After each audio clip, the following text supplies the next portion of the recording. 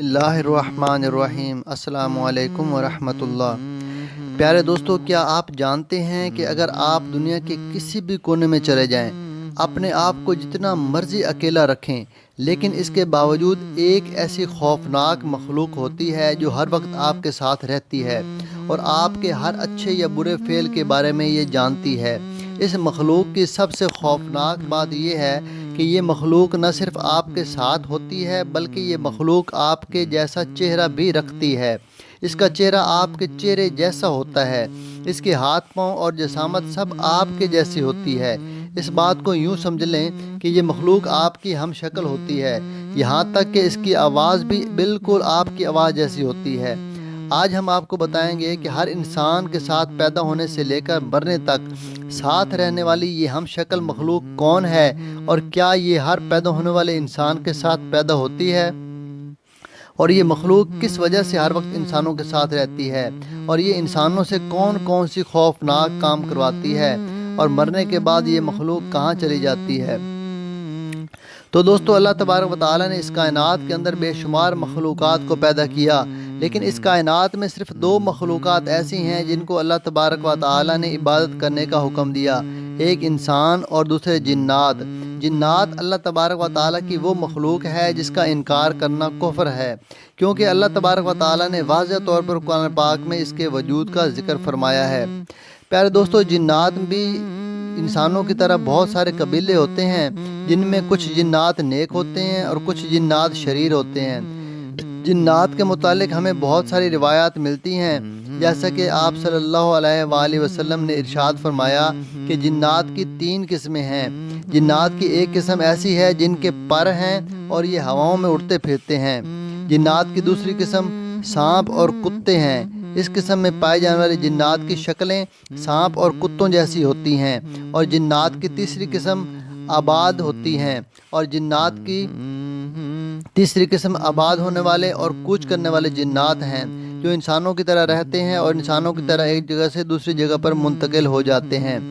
جنات کی انہی اقسام میں سے ایک قسم قارین بھی ہے، اور یہ جنات کی ایک ایسی خوفناک قسم ہے جو ہر پیدا ہونے والے انسان کے ساتھ پیدا ہوتی ہے۔ اس کو قارین کہا جاتا ہے۔ جب کوئی بھی انسان پیدا ہوتا ہے تو اس کے ساتھ ایک ہمزاد بھی پیدا ہوتا ہے جو اس کا ہم شکل ہوتا ہے، اور یہ ساری زندگی اس انسان کے ساتھ رہتا ہے۔ اس پیدا ہونے والے ہمزاد کی شکل و صورت اور آواز بالکل اسی شخص جیسی ہوتی ہے جس کے ساتھ یہ پیدا ہوا، اور یہ انسان کے پیدا ہونے سے لے کر مرنے تک اس کے ساتھ رہتا ہے۔ حضرت عبداللہ بن مسعود رضی اللہ تعالیٰ عنہ سے روایت ہے کہ حضور پاک صلی اللہ تعالیٰ علیہ وآلہ وسلم نے ارشاد فرمایا کہ تم میں سے کوئی شخص بھی ایسا نہیں جس کے ساتھ ایک جن کو ساتھی نہ بنایا گیا ہو، یعنی ایک جن اس کا ہمزاد نہ ہو۔ اس پر صحابہ کرام نے حضور پاک صلی اللہ تعالیٰ علیہ وآلہ وسلم کی بارگاہ میں عرض کی کہ یا رسول اللہ صلی اللہ تعالیٰ علیہ وآلہ وسلم، کیا یہ ہمزاد آپ کے ساتھ بھی ہے؟ تو حضور پاک صلی اللہ تعالیٰ علیہ وآلہ وسلم نے ارشاد فرمایا کہ جی ہاں، لیکن اللہ تبارک و تعالیٰ نے میری مدد فرمائی اور وہ مسلمان ہو گیا، لہٰذا وہ مجھ سے صرف نیکی کی ہی بات کرتا ہے۔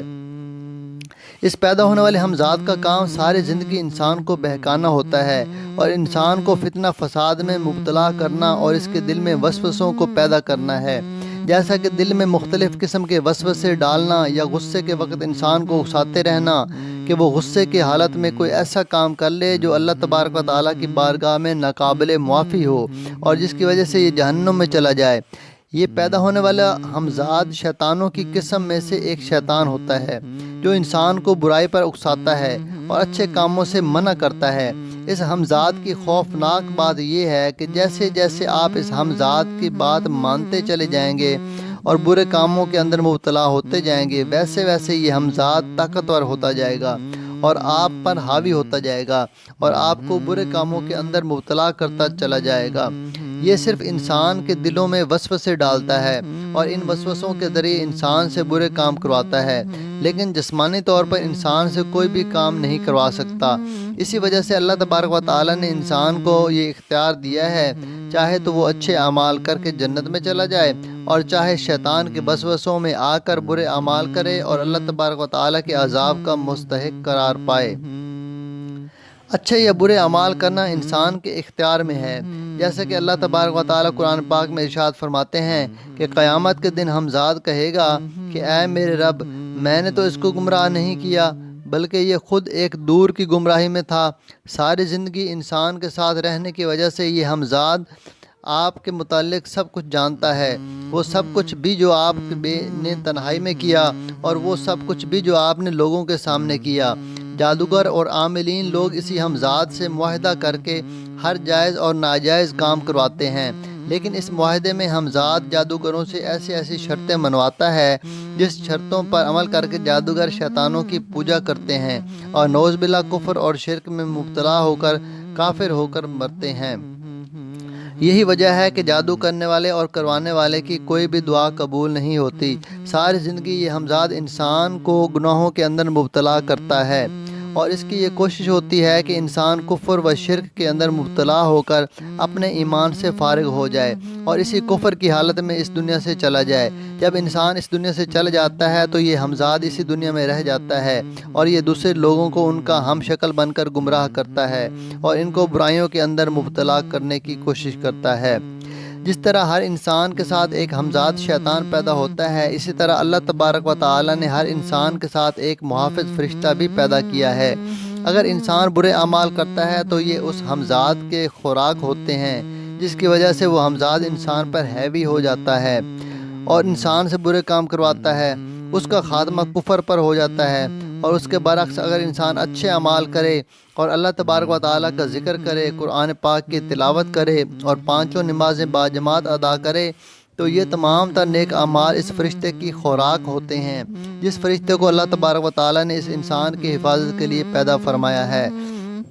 اس طرح جب اس محافظ فرشتے کو اس کی نورانی غذا ملتی ہے تو یہ فرشتہ طاقتور ہو جاتا ہے اور یہ فرشتہ اس انسان کو ہمزاد سے محفوظ رکھتا ہے اور اس کو نیک کام کرنے کی طرف ابھارتا ہے۔ بس یہ انسان کے اختیار میں ہے کہ وہ چاہے تو برے اعمال کر کے جہنم میں چلا جائے یا نیک اعمال کر کے جنت میں چلا جائے۔ اللہ تبارک و تعالیٰ سے دعا ہے کہ اللہ تبارک و تعالیٰ ہمیں نیک اعمال کرنے کی توفیق عطا فرمائے اور نفس و شیطان کے شر سے ہماری حفاظت فرمائے اور حضور صلی اللہ تعالیٰ علیہ وسلم کی محبت کے اندر ہی جینا مرنا نصیب فرمائے، آمین۔